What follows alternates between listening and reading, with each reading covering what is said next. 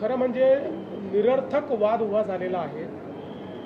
पहिल्यांदा तर हे लक्षात ठेवा की या देशामध्ये छत्रपती शिवरायांचा कोणी अपमान करू शकत नाही। छत्रपती शिवरायांचा मान इतका मोठा आहे की कोणीही त्यांचा अशा पद्धतीनं अपमान करणं हे शक्यच नाही आहे।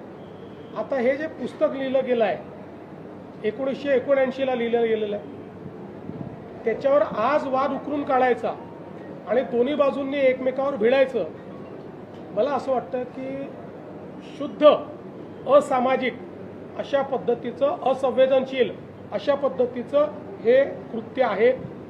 मला असं वाटतं आक्षेप घेणाऱ्याने पुस्तक वाचलं आहे की नाही मला माहिती नाही, आंदोलन करणारे तिकडनं जे आलेले आहेत ते आपण कशाकरता करतो हे त्यांना माहिती आहे की नाही मला माहिती नाही। केवळ कुठला तरी मुद्दा पकडायचा आणि त्याच्यावर विवाद उभा करायचा आणि चर्चेत राहायचं हा प्रयत्न योग्य नाही।